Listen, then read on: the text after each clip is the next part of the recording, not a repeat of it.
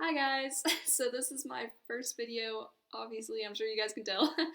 And I'm going to be making this video because when I first started with my AP Studio Art 2D design portfolio, I had no idea what I was in for or what the portfolio was supposed to look like, and I didn't have a clear vision for my ideas.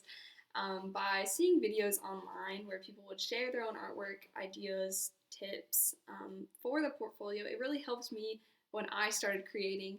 So hopefully this video can do the same for you guys. I'll try my hardest to keep this video as organized as possible. We'll just see how it goes, and you guys might have to bear with me. I'm going to break this video down into 3 parts. The first part being where I'll talk about what the AP Studio Art 2D design portfolio consists of.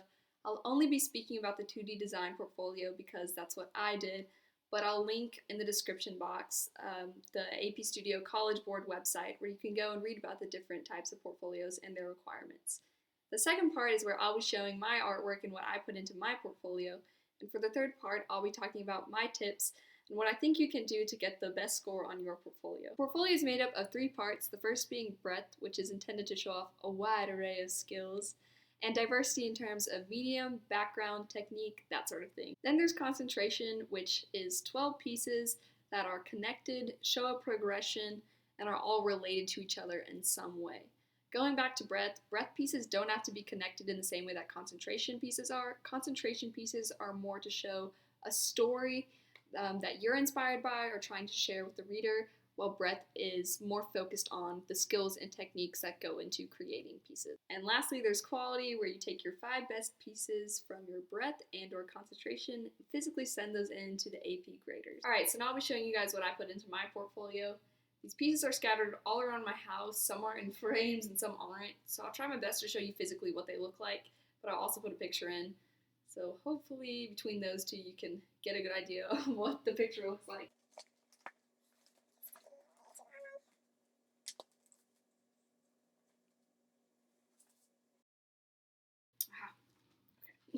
I found one.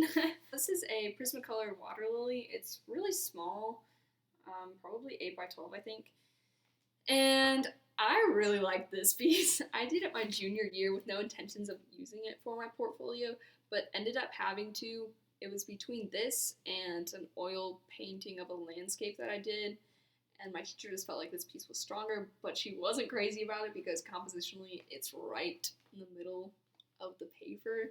I wish I'd been thinking about composition more when I did that piece, but I was just doing stuff for fun junior year. I didn't even think about my portfolio, and it ended up putting a lot of stress on me for senior year.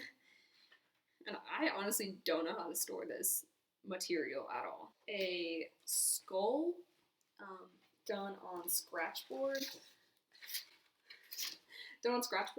So if you think about, I don't know if any of you guys had this, but when I was younger, there were these black books my mom used to buy, and you just scratch them, and the underneath would be rainbow. And that's like exactly what this is, except it's black and white only. It's a layer of clay, and then on top of that a layer of ink, and you use a bunch of tools, of sharp tools. I used a bunch of medical instruments to scratch away at the surface and reveal the white underneath.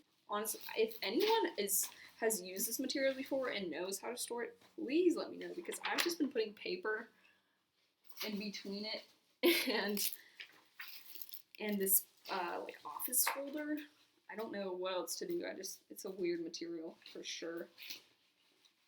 I did it on red construction paper. Such a bad move because the color didn't completely absorb into the paper, and just no matter how hard I tried, it wouldn't get in there, but it doesn't look bad. I mean, especially from a distance. This was another piece I put in there, and it's colored pencil. Yeah, I don't know. I really liked it at first when I was working through it. I was so excited about this, and this was the first piece that I did with intention to put it into my portfolio because still lifes are something that the College Board really wants to see. But this shadow, I used this girl and put her into my breadth. That was just done with colored pencil and some microns. Now this piece is a cool piece, I think.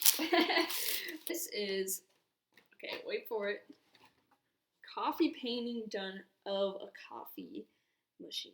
So it's coffeeception at its finest. I used a picture reference that my dad took when we were traveling to Peru. No, Aruba. No, Costa Rica. It's Costa Rica. It's another example of a still life, which the College Board loves, apparently. Let me just go through my sketchbook real fast. The thing about me is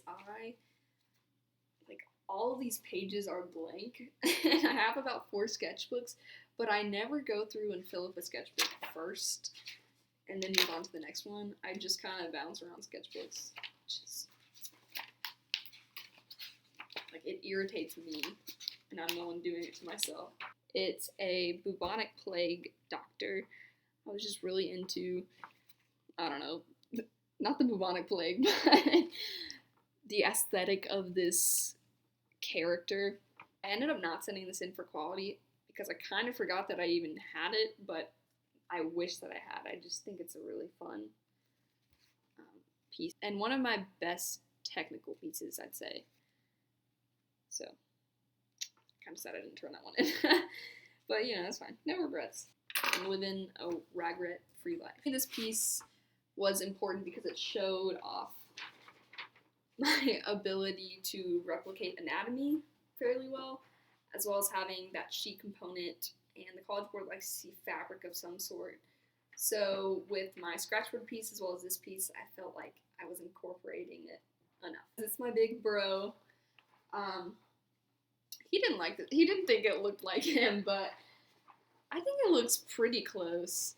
The face is a little, you know, but whatever. This is I would say the best piece that I have overall, like in concentration, quality, everything. It's this little guy, my bud. No, I did this portrait, and it's on cardboard. I gessoed the background, and that allowed me to just put charcoal right on top of it. Took forever, gonna be honest. And this piece is important. It's important to show that you can do portraiture. College Board likes to see that. It also shows them that you can do anatomy. I did a lot of portraiture in my breath. Maybe too much. I mean, you really only need to do 1 or 2 pieces of it. But I really like people. People is, like, very fun for me. Okay, guys, so sorry for the change of scenery and the change of lighting, but I had artwork upstairs that is framed, and I just couldn't bring it downstairs. I put this piece into my breath as well. It's an acrylic frog on a wood background. All of this green stuff was not there before.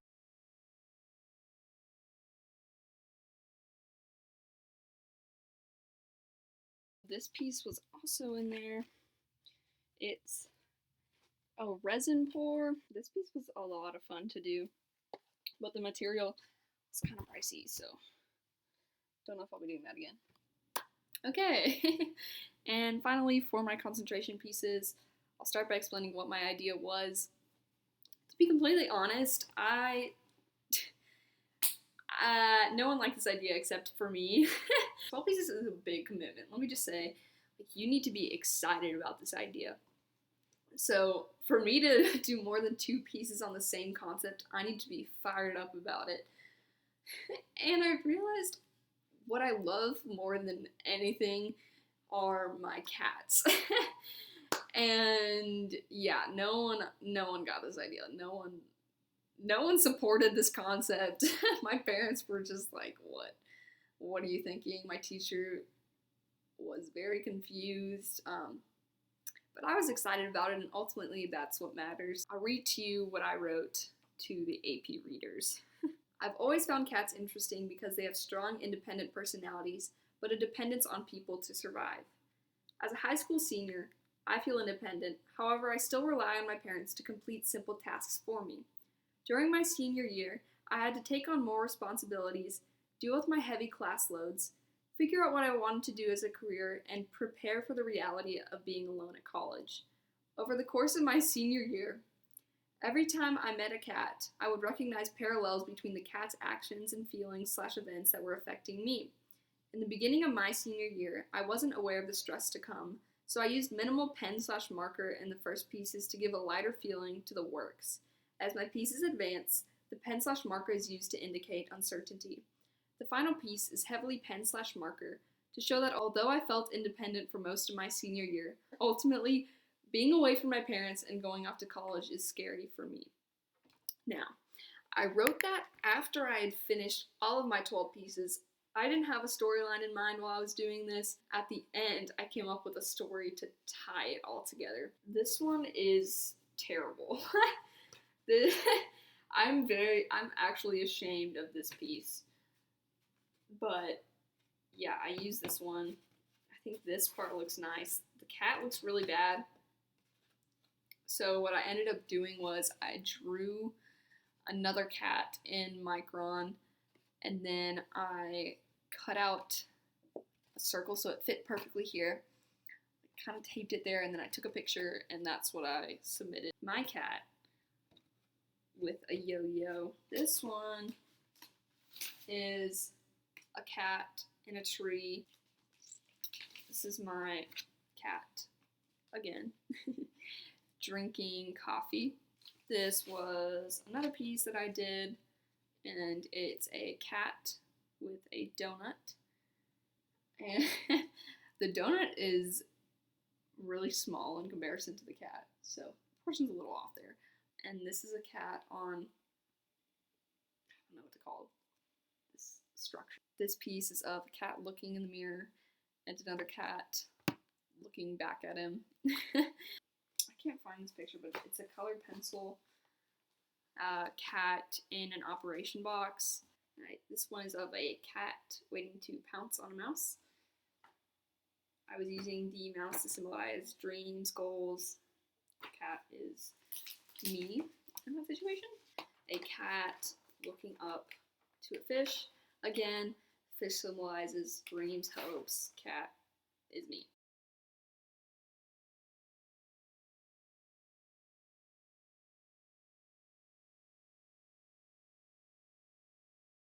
It's completely done in marker. It's a cat in a box with a teddy bear, me going off to college.